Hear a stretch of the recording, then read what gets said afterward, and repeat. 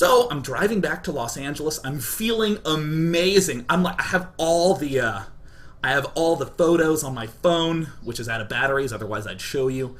I have all these photos set up and ready to just like show off to my friends. Be like, "What'd you have yesterday? A taco?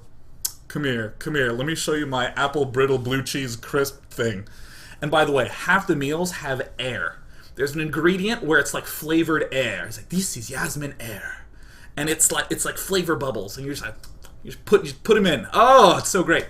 So I'm driving back, and for any of you who have ever made a trek out of Los Angeles, there's this mountain range along the north of LA, and you kind of have to like emerge past that. And of course, on the way back, you have to go through this little curvy mountain range pass, and my car is not amazing. It's just kind of like a standard Honda. So I'm trying to like drive up this hill, and no matter how hard I floor on the gas pedal, my car will just not go above 60. I'm just like, like the engine's so loud, trying to get up.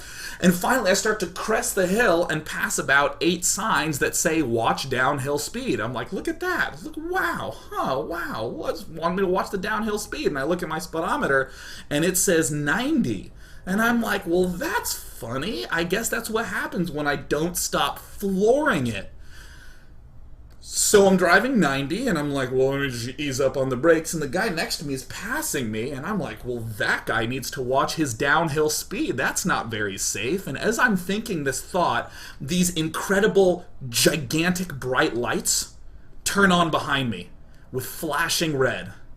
It was the cops, as I found out eventually. But at the time I didn't know that. I was just driving fast, and all of a sudden these floodlights turn on, and I'm like, and I'm like sitting there like looking around like really scared. Oh, and by the way, while I'm being pursued by the police, the following song is playing.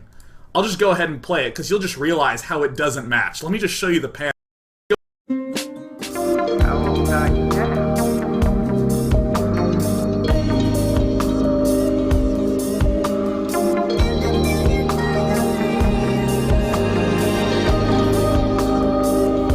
Really soft, gentle driving music for making love in the rain is playing. But the problem is, I don't actually know that it's the police, because it doesn't look like a cop car. Normally it's like the blue and red, bright flashing lights, but this had like 8 floodlights and 1 red blinker. So it looked either like a construction vehicle, but a lot more like some sort of truck from a horror movie that's being driven by a werewolf zombie vampire demon. So I'm just freaking out, and I realize that my music's really loud. And I'm actually driving for a minute with this like guy behind me. So I turn the volume down, and then I hear something. So I roll down the window, and I hear a really annoyed police officer on a megaphone being like, "Come on, pull over! Come on! Come on, pull over! Come on! Sir! Pull, come on!" And I'm like, damn it! So I like start to move over to the shoulder, and I'm moving over to the shoulder. He's like, "Don't pull over here, keep going, go to the scales." And he's referring to the truck scales, because they have weighing stations on the highways in LA.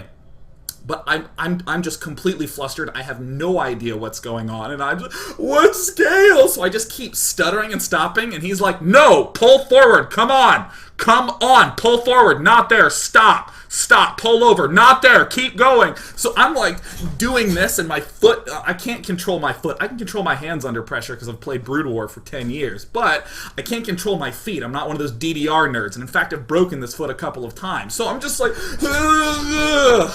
So finally I pull over, and I'm just like, just like sitting there, just like, this is gonna suck so bad. Now let me just note, when I'm, say, walking to school or in the shower having a conversation in my head, I'm the biggest badass of all time, right? I don't take shit from nobody. But when a cop comes along, my spine turns to jelly, and I become a gigantic quivering loser, right? I'm just like, So I like unroll my window. I'm waiting for the inevitable. I'm like, all right, let's do this. And my window's kind of halfway down. He's like, unroll your window. Put your hands on your seat. Put your hands on the wheel. Unroll the window. Hands on the wheel. So I'm like, just like trying to do it. I'm like holding it. So he comes over and he's like, license and proof of registration. So I'm like, okay. I hand him my license. And he goes, are you from Kansas? And I'm like, yes, officer, I'm from Kansas. And he's like, do you live in California? And he's like, and I'm like, yeah. Well, yeah, I'm driving home right now. And he's like, and you don't have a California license? How long have you lived in California? And I'm like, oh, not long, just 5 or 6 or 9 years or so. He's like, 9 years? You've lived in California for 9 years and you don't have a California license? And I'm like, just, 6 or 9 years, something like that. And he's like, all right, well, let me see your registration and proof of insurance. And I'm like, okay, no problem. I'll get on that right now. Thank you for asking me. So I try to open up my glove compartment, but I went on a date not long ago. Yes, that's right, ladies and gentlemen. I took this beautiful girl out on her date. Her name was Felicity. And I wanted to keep my car nice and clean for Felicity, so I stuffed all the shit in my car in the glove compartment. So I open it up, and I'm just like pulling out like empty Starbucks drinks and energy drink cans, and there's like a calculator there, not a cool TI-86, but like a bright fluorescent, a stupid looking calculator like that would be for some kid who's not getting math. Look at the friendly blue multiplication button. And I'm just like, thank you so much for bearing with me. I promise I will get it right now. He is just deeply disappointed in me. So finally, I just sift through all these papers and hand him the license and registration. And he's like, where are you coming from? And I'm like, Las Vegas. I don't know what it is, but generally when I've been pulled over by the police are actually just general nice people trying to do a job, but no matter what they ask, I feel like such an idiot. I feel actually like the dumbest person in America every time a police officer asks a question. So he goes, where are you driving from? And I'm like, like Las Vegas. I can't say Las Vegas. Just saying that sounds way too strong. I want to be unsure and kind of gentle and sort of hand-wavy about it. Kind of Vegas. Kind of ish. He's like, coming from Vegas, huh? Well, do you know how fast you were going? And I was like, well, I was trying to watch my downhill speed, but I know it was over 80. I don't want to be like, woo, I don't know, 90? Maybe I hit 3 digits, but man, I was certainly starting to hit the speed of light. You can't be honest about it. I have to be ashamed. So I'm like, 80. And he goes, try 87. And of course, because it's a cop, I'm like, I can't believe I did that. That's appalling. And he's like, why'd it take you so long to pull over?